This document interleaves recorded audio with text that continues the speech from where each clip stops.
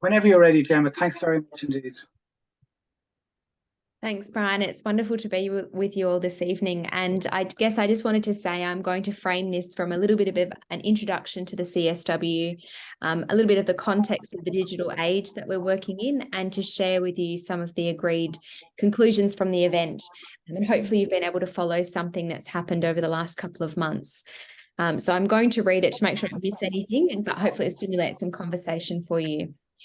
So as we know, the CSW took place in March, and this year the theme was focused around innovation and technological change and education in the digital age for achieving gender equality and the empowerment of all women and girls. And I think it's really important to call to mind the situation and the context in which this was occurring. So much going on with regards to women's rights globally, increased violence against women in the public space, to the gender impacts of things such as earthquakes around the world, and to the daily horror that women and girls face in emergency and crisis settings, and very much that exists in the ministries where we are in our various contexts in the world. The actual event at CSW registered very high numbers, so over 7,000 participants. And for the first time, there was an interactive session held with the youth, civil society and UN organisations engaging in dialogue, which I think is a really positive thing. And they're able to make some recommendations as to how to ensure that women and girls are part of the digital transformation. And I think that word transformation is key. It's a journey that we're on, and as long as we're transforming a little bit at a time, we're making some progress forward, which is a good thing. Thinking a little bit about the digital age that we're in, we're very much creating a new and I guess some unprecedented opportunities to improve the lives of women and girls around the world. Digital technologies are rapidly transforming, as we're all aware, and we've all been the beneficiaries of technology and Zoom and being able to unite together. And so I guess that's providing different entrance points and platforms for historically marginalised groups, and particularly around women and children. So CSW, following extensive negotiations, the agreed, dare I say, blueprint, we're trying to promote full, equal and meaningful participation and leadership of women and girls, and particularly in relation to the design, the development and the deployments and the handing out of digital technologies and innovations, so that there can be an impact on human rights for women and girls.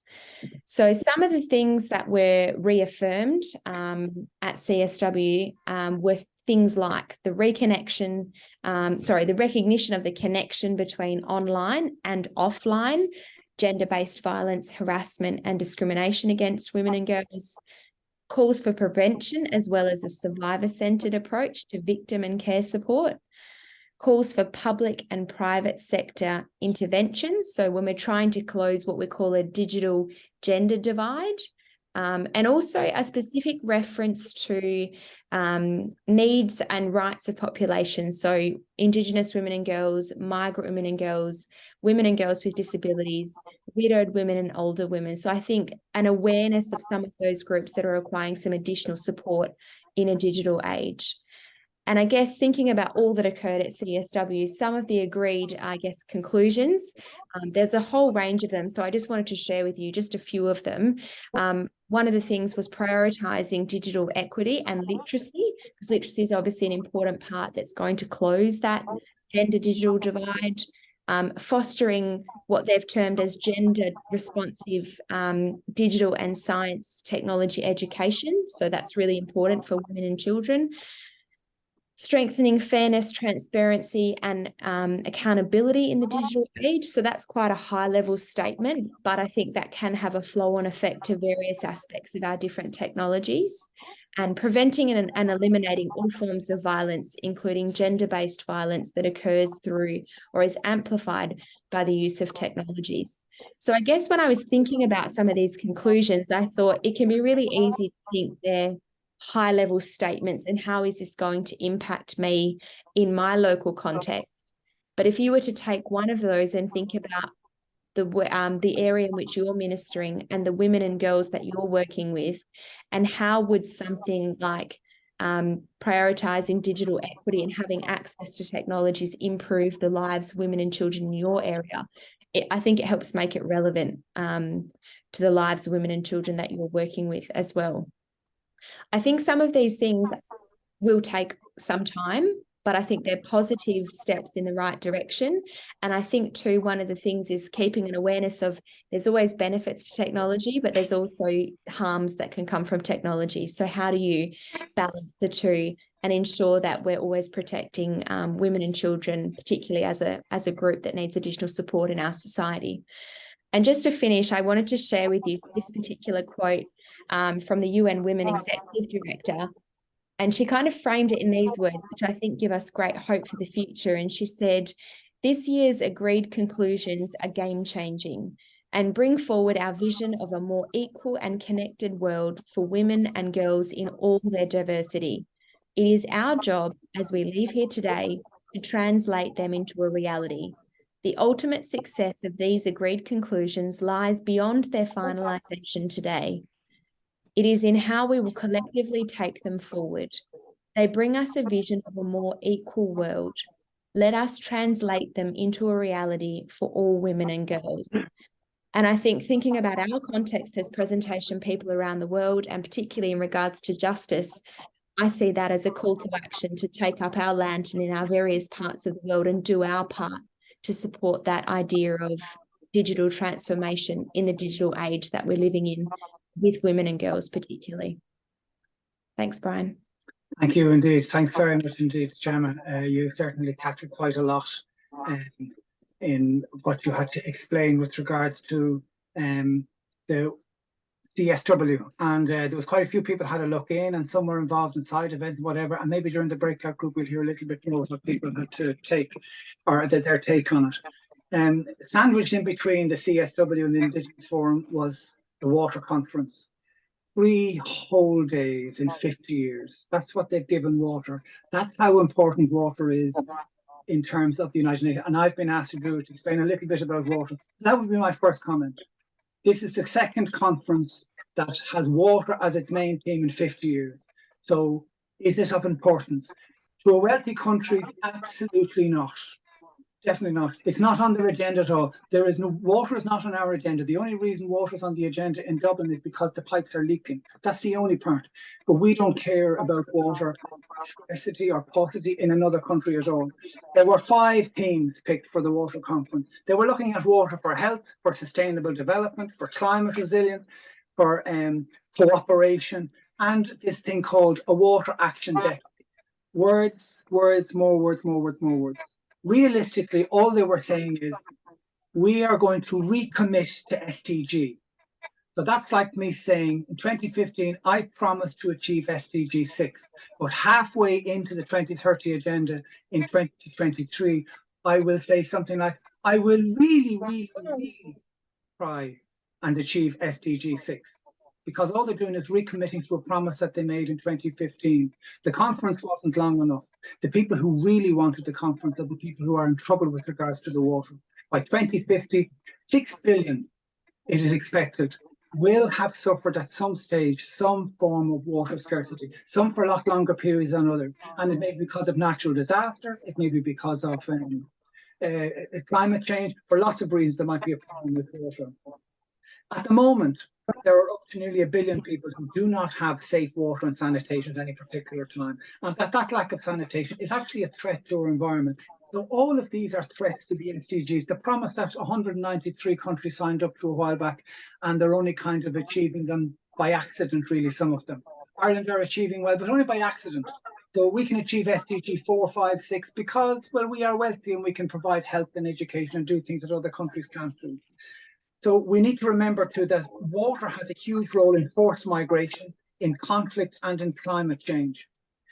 So at this conference, lots of people turned up. They made 700 commitments, but the real problem with the commitments is that none of them are mandatory. They're all voluntary. So they committed all these hundreds of millions and billions of dollars. And again, none of this is mandatory. It's all absolutely voluntary. They have said that in September at the United Nations General Assembly, where there will be 2 days given over to the SDGs, water will have a high, water, the difference between, or if you like, the changes between March, when they had this conference, and September will be measured to see what difference they have made. Again, We have no indicators. Scientists have a real problem with this because there was a lack of science data and evidence-based data for some of the conclusions that they came up with. So these are just some of the problems. There was very little representation from the Global South at the water conference. So the people who are suffering most or about to suffer most, their voice wasn't really heard at this. And if we're talking all the time about making sure that these voices are heard or are at the table, that those with lived experience can actually speak to that experience, then the water conference failed, and it failed badly. It also failed badly because there was no formal global agreement. There was all this kind of, it was really just like chat. That was really what it was, 2 or 3 days of chat. So if you like, my own take on it really was that we have a problem that those who needed to be heard weren't heard, that we're just recommitting to the SDGs that we did do. Too many voluntary. All of those who are falling behind are actually falling further behind. And I don't believe that this conference did an awful lot to actually bring those who are falling further behind, to give them any more. Children in Syria, where a country is in conflict, they're not dying now of conflict. They're actually dying of poisoned water. And that's a fact. So what are we doing for them? It's happening right now. We're not doing a lot for them.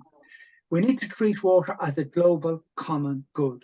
And until we actually put it front and center, then really we're not going to make any real inroads into the achievement. I also think that 3 days in 50 years is an insult if they really are serious about it. I also think we need to engage Western cultures and Western countries far more in terms of making sure that they live out the promise of making sure that they look to the furthest behind first, which is what they said they would do with the SDGs, and clearly that they're not. So in other words, if it was Nano, what would she say? She would have been far more radical. I would have changed the team. The teams are too long and wordy. UN teams are often put together by committee. I would have changed it to something like, don't tell me, show me. And I have a feeling that Nano might have said something like that, as in not words, but deeds. I want to see the action. I don't want any more words. But in saying that, we now have a global envoy for water. That's not a bad thing. The Secretary General is hugely invested in this conference, so I think it's a good start. And I think that the follow-up in September is worth having it. It's definitely, but there's also a new scientific panel on water, and that's important because this new data will back up any further meetings. So there has been some progress made, but I do think that civil society need to shout louder, shout harder, and I think that's part of our agenda. So that would be my few minutes on the water. So I'll just thank Brian very much for that. Brian, that was great. Thanks very much indeed. I'm going to hand over to Maureen, if that's okay with you, Maureen. Right. Thank you, Brian. Yeah. Is that okay with you? Maureen is going to tell us a little bit about the Indigenous Forum. And if you remember, a lot of people who were involved in the preparation of the prayer service that Maureen put together and with the help of everybody last year on the Indigenous. So I know for Maureen too would actually like to share her screen. So Maureen, I think that's okay for you if you want to go ahead and do that now. Let me share the screen, will you? I can do that. Yeah, I have done that. Yes, I can. Yeah, thank you. Thank you very much. Share. Slideshow. That's great, Maureen. We can see it. What is that? Wait, that's good. It's out of the way now. Yeah.